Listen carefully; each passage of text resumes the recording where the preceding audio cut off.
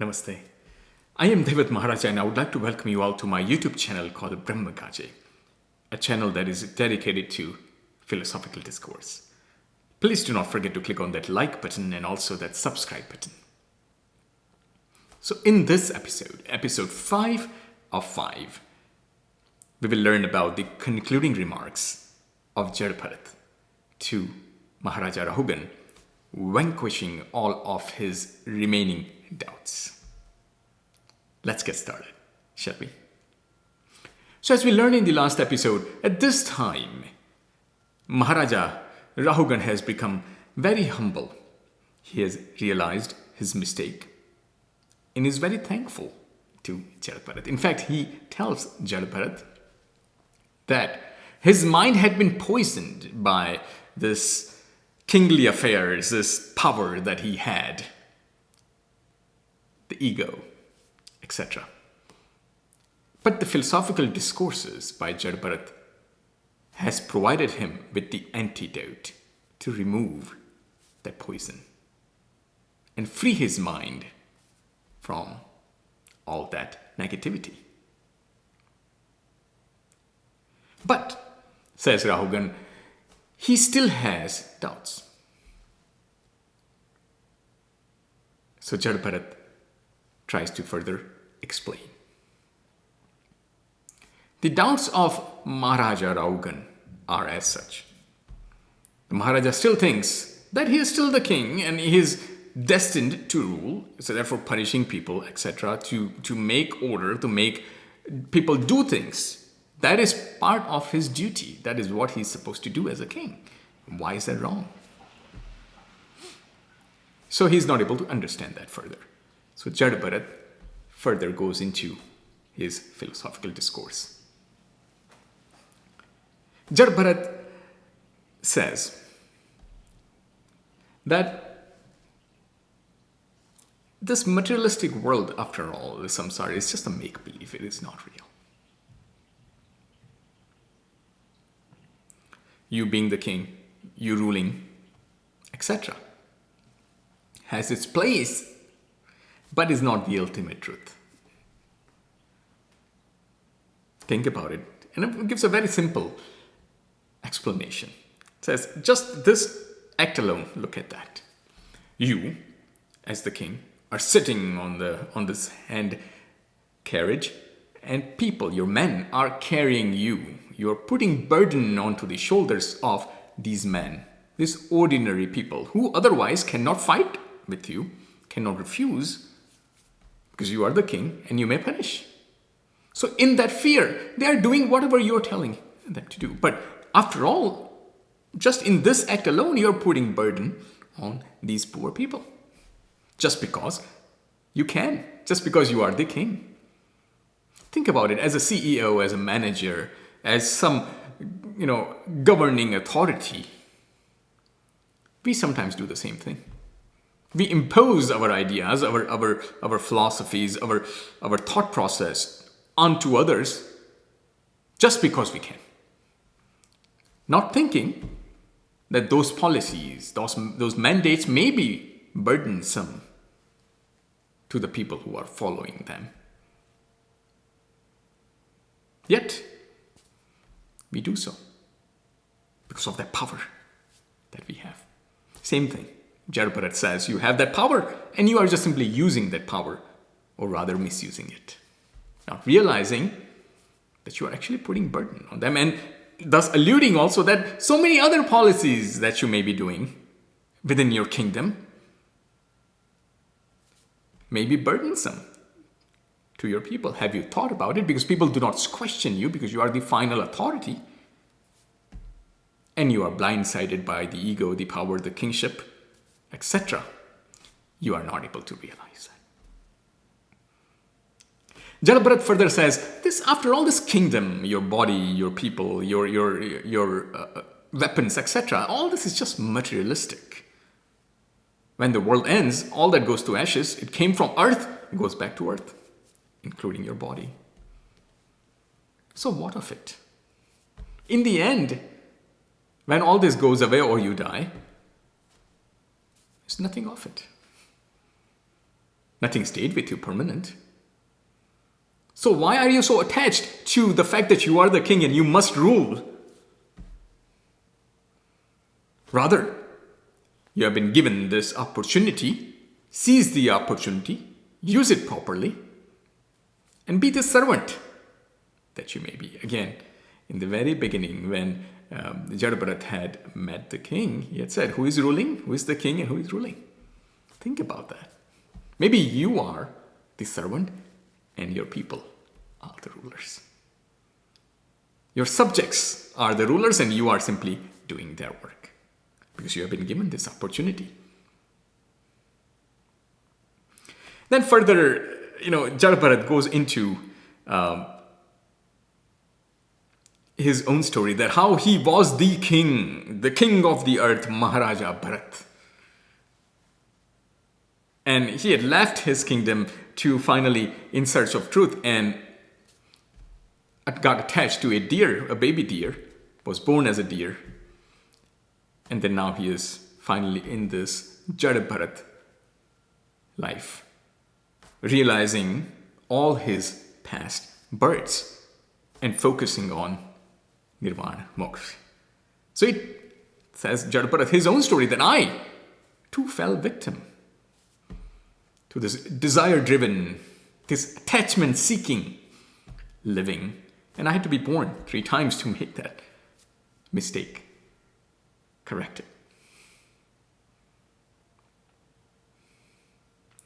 Then Jada Bharat goes into a wonderful analogy. The analogy of this samsara as a jungle. Forest, dense forest, full of so many harmful things. And your mind, being the head businessman,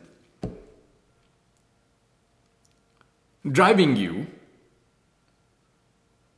towards accomplishing something, materialistic wealth, what have you, mad.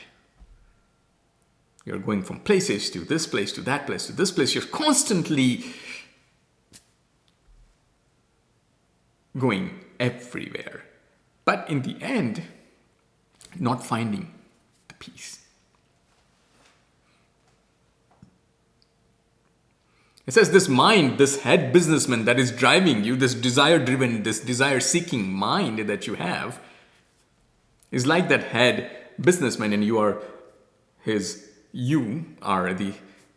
salesman trying to sell, trying to gain that lead, trying to gain that business, and driving yourself crazy is very cruel. This mind, this desire-seeking mind is very cruel also. And in this jungle, there are thieves. So, say you have accomplished everything and now there are thieves, one way or the other, trying to steal your money. Sometimes you will run into famine, hunger. Sometimes you will, again, analogy continues in which there is forest fire and your wealth gets burnt into it.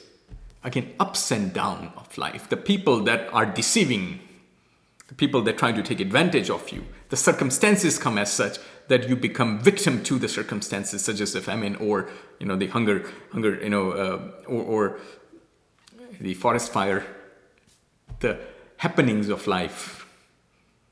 You bought a car, just drove out of the dealership, and some crazy truck driver didn't see your car and ran into you. You survived, but the car is totaled. Happenings of life. It is like that forest fire that burned everything that you had accumulated.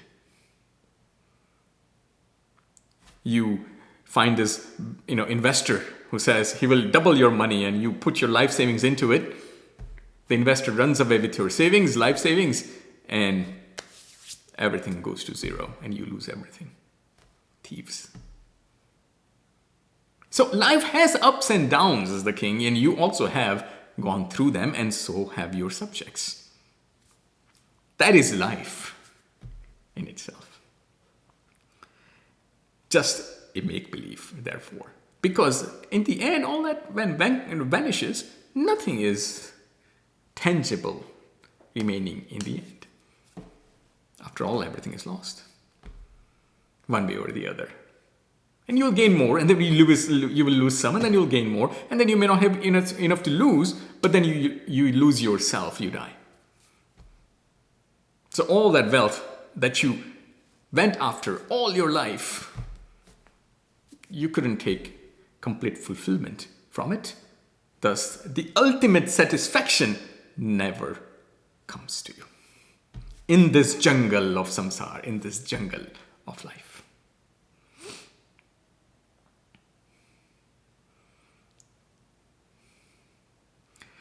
A poetry by Kaif Bhopali comes into mind. जिंदगी शायद इसी का नाम है, जिंदगी शायद इसी का नाम है, दूरियां मजबूरियां तन्हाइयां. कैफ भोपाली. जिंदगी शायद इसी का नाम है, दूरियां मजबूरियां तन्हाइयां.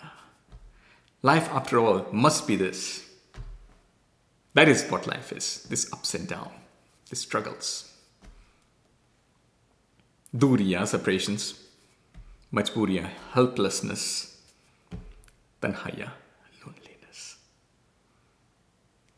You have worked so hard, didn't pay attention to your family and your kids. Now your wife has divorced you, your kids are gone. You have earned so much wealth, you are sitting in your palace alone, not really able to find satisfaction in all that you have accomplished. Tanhaya. You found yourself helpless because you wanted to. You know, that desire-seeking head, the CEO that sat in your mind, drove you mad, fulfilling one desire after the other. You were helpless. And therefore, majburiya and duriya. In doing so, you ignored the life itself. The life went by. Your hair became gray, and you were no longer young. You're no longer young.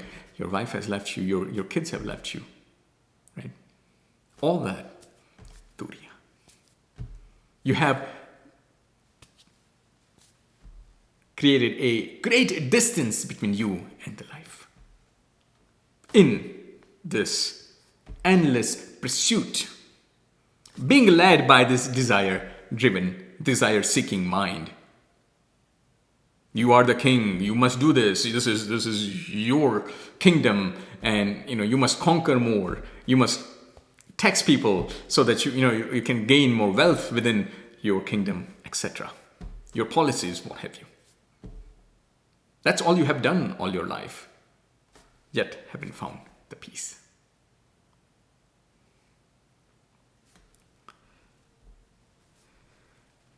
Jada Bharat essentially tells Rahugan that, Rahugan, you are lost, find yourself.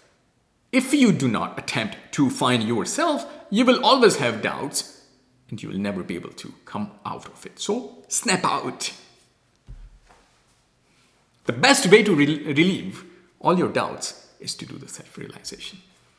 I am providing you the tools, but you must wake up. Snap out. You should leave this useless work of kingship. I'm the king, I'm the ruler, these are the people, these are my subjects, and I must provide all these policies because I know what I'm doing, I'm always right. All that ego-centric behavior that you have spent your life in, let it go all at once. Imagine a CEO of a company manages the company in such a way that understands even the difficulties and struggles of the smallest employee, the most insignificant employees, again in his mind, to the top director.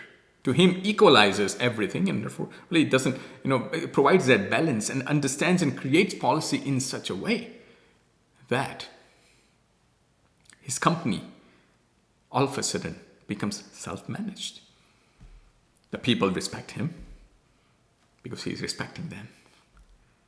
People do more work. He's not even asking for it. Why? Because there is this mutual agreement, this mutual understanding that I am no CEO without you. Again, I'm no king without my subjects. It's a mutual relationship. That understanding has to be gained. So, says Jada Bharat to Rahugan that understand the hearts of the people. Reach the hearts, not the people themselves. Because if you have not reached the hearts of the people, if not touched their hearts, they may seemingly be following your orders, what have you, but are not really doing it. Your kingdom, therefore, is not efficient. And this is the very good lesson for managers as well, CEOs, or anybody that is in a governing position, or even if you are the head of the household. Manage your household in such a way. Manage your company, your business in such a way that there is this understanding between you and your subjects.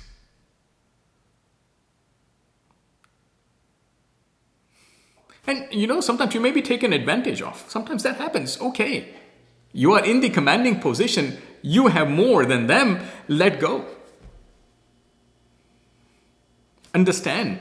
And if you continue to have that positive attitude, eventually that person that is taking advantage of you will eventually realize that he or she is taking advantage and will realize the mistake, may not admit it. That's okay.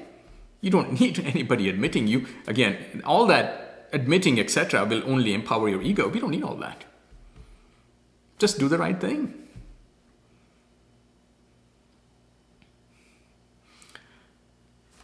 Jada Bharat says that when you do karma, this grihasthashram is the karma bhumi. It is the playing field where you do most of your karma in this grihasthashram. And these karmas matter because in grihasthashram you are focused on earning, making a living, etc. Taking care of your family, all that. So in that, you will do good karma, bad karma, and mix. Some good, some bad. That is just part of doing it. But as you are doing the karma, realize each karma that you are doing and slowly, with practice, detach yourself from those karmas. So even if you accidentally did a bad karma, you made a mistake. Since you have detached yourself from that karma, the impact is not felt. There is still always a consequence that you will have to face, but the impact isn't. Meaning, you have gained the understanding and realized the mistake and have done other good karma to correct that mistake.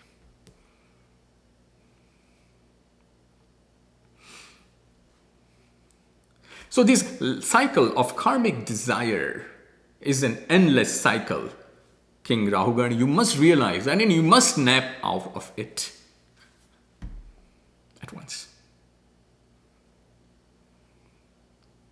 Become down to earth.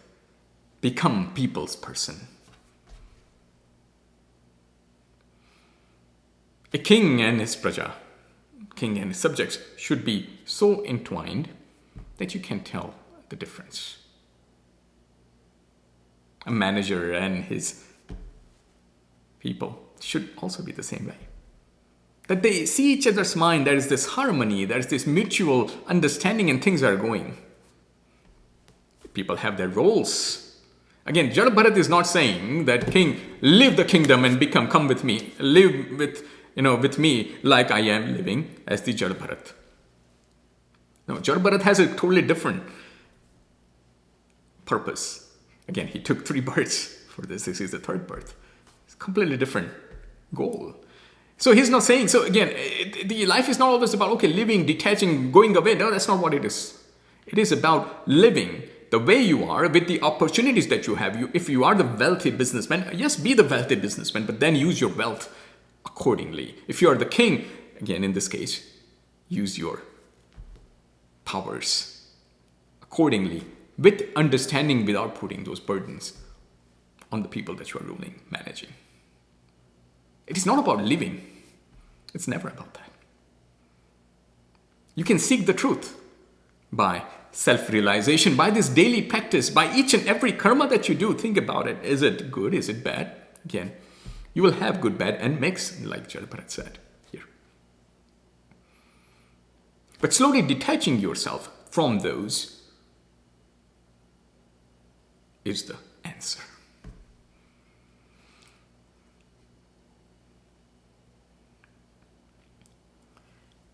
A poetry by Gaje comes into the mind that साच ने पड़खे रही जूझता, साच ने पड़खे रही जूझता, आपणे पड़वारपण खसवू નથી. સાચને પડખે રહી જૂજતા, આપણે પળવાર પણ ખસવું નથી. સંકટો દુઃખો પધારો સ્વાગતમ, સંકટો દુઃખો પધારો સ્વાગતમ, લેશ પણ આ માર્ગથી ચસવું નથી. સંકટો દુઃખો પધારો સ્વાગતમ, લેશ પણ આ માર્ગથી ચસવું નથી. Great poetry in Gujarati, the modern poet here, Gaje. The path of truth is something that I must stay on, no matter what. I'm not going to change my path. Not even palwar, not even for fraction of a second. If life brings difficulties, dukh, troubles, turbulences, they are going to be. May it be. I will accept them. Again, detaching yourself from the karma will give you the ability, the confidence to not be impacted by whatever difficulties you are facing in life. Sankato dukho padharo swagatam. I am welcoming you. Come, please, be my guest. Lesh પણ આ માર્ગથી ચસવું નથી. Not even for tiny bit I am going to change my path. I am on the path of nirvana, the moksha, the path of discovery for the ultimate truth, and I'm going to stay on it no matter what. So cultivate that mindset, says Jada Bharat to Rahugan. And with that, Rahugan finally realizes that it is he who has to snap out, and he does. And all of his doubts are vanquished. So this is where we will conclude this series, the Jada Bharat Doctrine. And that is all I have. Namaste.